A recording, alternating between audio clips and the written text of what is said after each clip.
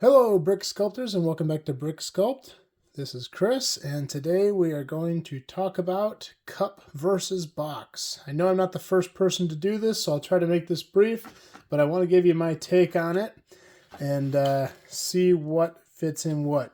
As I mentioned in my last video, I believe that for small parts the cup holds more, and for large bricks, especially things that are more rectangles and squares, the box does better. We're going to test that today. I have a cup here full of 3-leaf pieces in bright green. I did fill the stud with gold of the same piece so that we can tell that little bit extra to get the full amount of the cup here. And then in our box here, this is packed 100%. There's no room left in here. And also, my rules for this are the box has to close completely. I do know some people get away with the box not being fully closed or taping the lid down on the container. But I want to make this a fair fight. We're going to follow the rules. Box closes completely. This cup would close completely. I would have to flip it over, obviously, but I don't have the leaves pushing up into the stud here. That's why I do have them separate here for video's sake. So let's go ahead and empty the box first.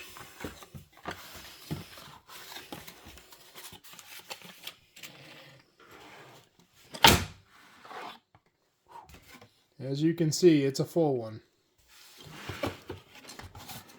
And let's see how we do with leaves here. Again, I'm going to try to make this close effortlessly.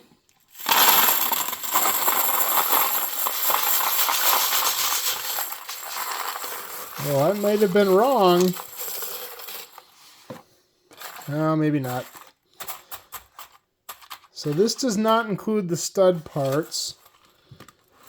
It's close, but this is definitely overstuffed. And they could not close the lid effortlessly. You could probably get away with this at a Lego store. They would jam it shut and tape it. But we're just trying to test volume here.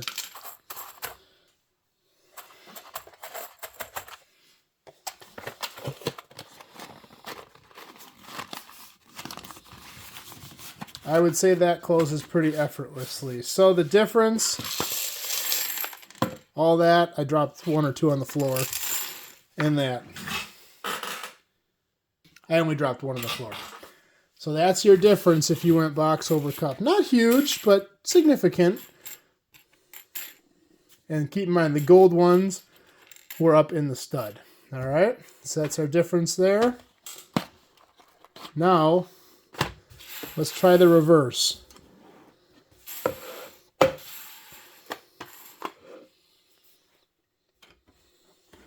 Now these are all 2x4 plate, so I'm going to kind of use those in my center because I'm going to test the chunkier bricks. But I'm going to try to work all these around it and just see how we do. And the problem here is going to be the size of the bricks.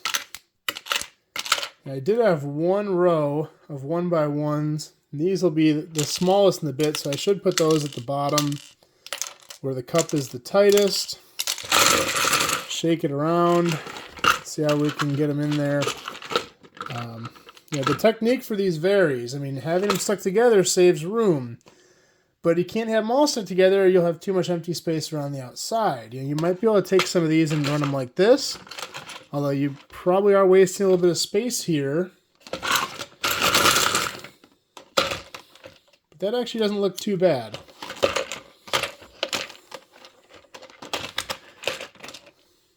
Being a round cup, it's a lot harder to stack this stuff in here than it is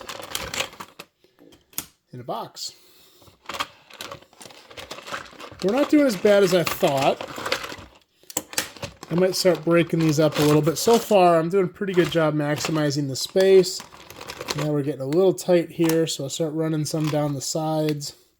Like I said, if you stick them together, you do save a little room because the bricks do get a little smaller when they're nested inside of each other, but they're less flexible.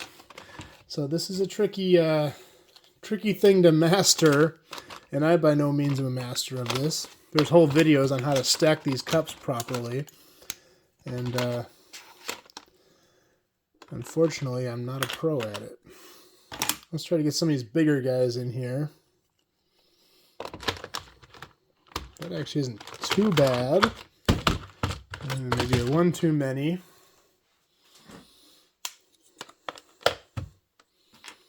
Okay. All right, I like that.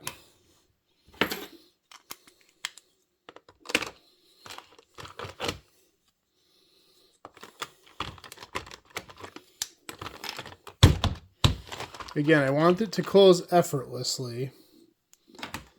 Yeah, I'm already running out of room here, though. Yeah, breaking these up, I could probably get a little bit more in. Maybe not, though, because when you break them up, you do cause a lot more empty space as well. There's a real trick to this. I'm sure some mathematician could tell you exactly how to do this and write a college thesis on it, but unfortunately, I suck at math.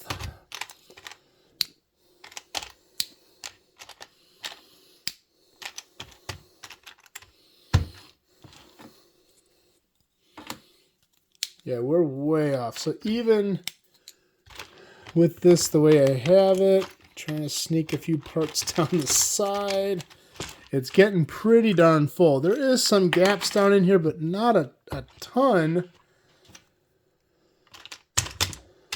And I do have to be able to get this lid on. Now in the stud, yeah, I can definitely layer some of these in there.